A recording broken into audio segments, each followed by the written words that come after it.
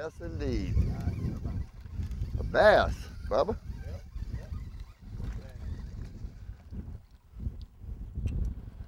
Little marsh bass.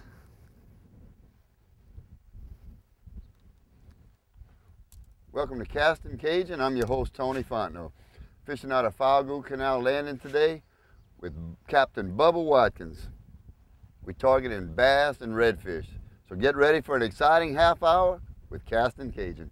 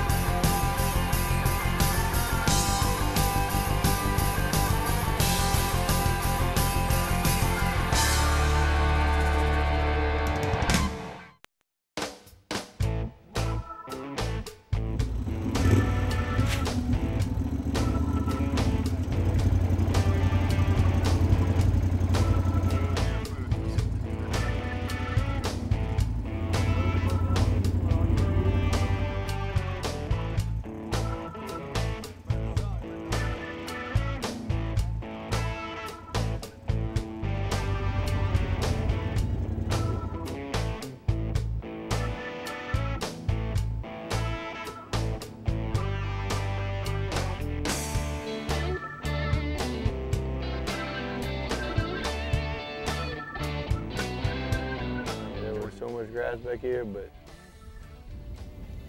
obviously conditions change, but pretty much just popping it off the grass bed. And then we were just dropping it like, you know, dropping it to kind of get it to a hole, just kind of slow it down, I mean. Yeah, I got him hooked good. Oh yeah, ooh. That's just gonna come up. Look at that, look at that beautiful red. Terrebonne Parish Marsh red fishing. Marsh red fishing. Beautiful fight. Gorgeous picture with this is my favorite. I like all kinds of fishing, but shallow water red fishing is my favorite. Oh yeah, that's a coubillon right there. Either that or half shell, or grilled, or pecan crusted. Swallowed that one. Shoot. Oh yes, nice, nice.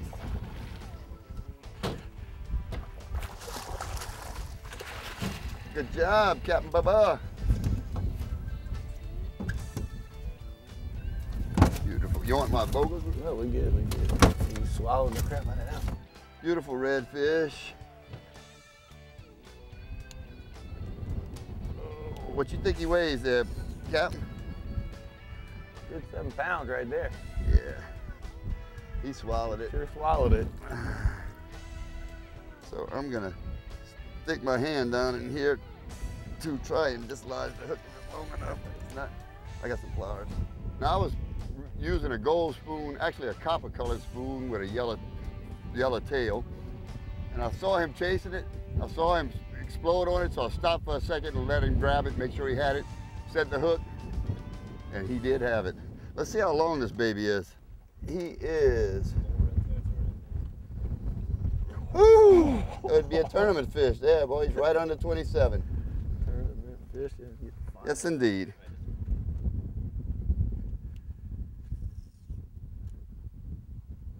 Now, I picked up a new cooler at the Sportsman Show last weekend.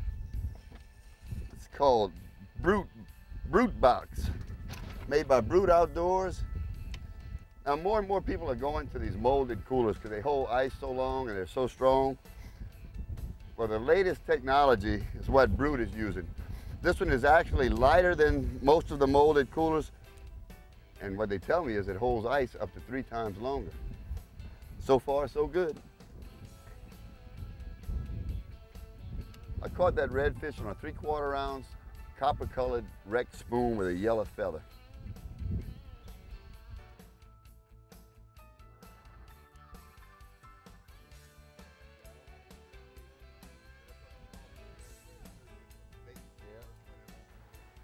This is the bomb.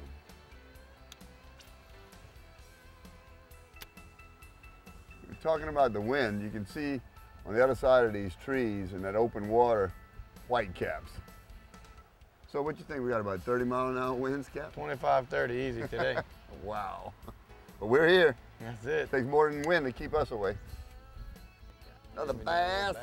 Right where Another green trout. Right where it was supposed to be. See if we got a friend back there. Ooh, nice little one with a little pop belly. That one.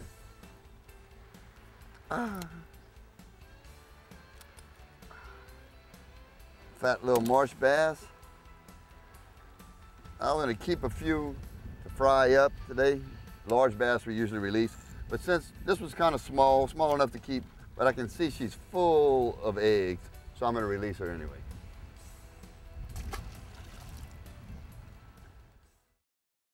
Now, I offered Captain Bubba one of my copper spoons. He's been using a green chatterbait, and so far the spoon was outperforming the chatterbait, so I offered him one, but then he just missed a nice one on the chatterbait. So I guess you're gonna stick with that. Yeah, you just had to talk about it. You know, I just had to talk about it a little bit, and then the fish will prove you wrong every time.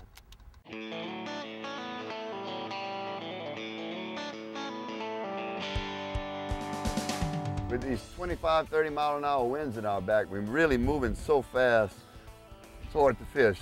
So Bubba's gonna lower the power poles just a little bit to kind of slow us down. Pulled him out the water when I set the hook. Two of them. Two, a double, all right. 2 bass. All right, and these are a couple little males we can keep eating. Like we were saying earlier, one on the gold spoon, and I couldn't make him change his chatterbait. He's proven that it does work. Earlier I said we were gonna keep a few small bass for a fish fry, and then I caught that one that was within size that we could eat, but she was all full of eggs. She looked like a football, so we released her. But these are what I was talking about. Little males, or if it's not a male, it doesn't have eggs, obviously. And we like to call these ice cream because they're so delicious. We're gonna put these in the new Brute cooler.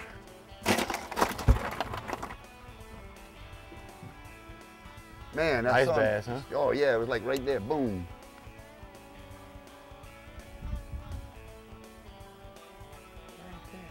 Yeah, we can fish here a little while. Absolutely. Where's your net? I'm gonna put him in. Oh yes, indeed. Not full of eggs. No. Good. Didn't hurt it either. Got it right Tony. on the top of the pallet. Thank you. Good job, Bubba. Yeah. Now we got 3 little bass in the box that we were gonna keep to fry, hopefully along with a few more. This is one that's a little borderline whether to keep or not. She doesn't have eggs, but since she's over 2 pounds, I'm gonna let her go anyway.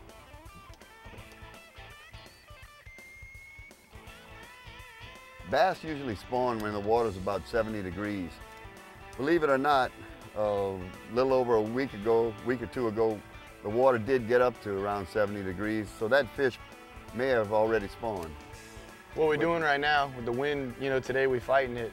What we found is we'll find where the fish are kind of hiding, a little point, a little cut, and we're just going to move on down. We're dropping the power poles, really using those to our advantage today with the wind. Kind of making a few casts in those cuts, picking them up, drifting along, keeping that trolling motor. You're almost not using it today, just going with the wind. Any little break, cut, you know, any moving water, finding, typical fishing. Oh, man. Had him, Bubba. Had him. Ripped his lips. You just, man, you got to quit working out, Bubba. You're just so powerful. You're ripping the lips off of those fish. There you go. Oh, now this is a little bass. We said we wanted some ice cream. This was not even. This was not even 1 scoop. Low fat. So one was too big to keep. This was too small to keep. We barely pierced his lip.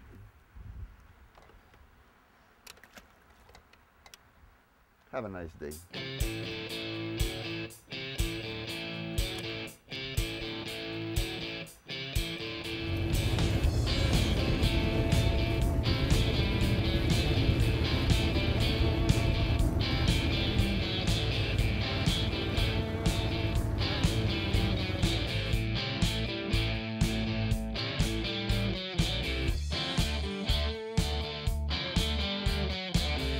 crab on. Crab on. Got a crab over here. Gold spoon. Imagine that. Blue crab on a gold spoon. That is a first for me. How about that? Oop, there he goes. Thank God he fell off. That's the first time I catch a blue crab on a gold spoon. But this little redfish was just following along, checking us out. Bubba spotted the fish, cast the bait in front of him, and now we're gonna land him.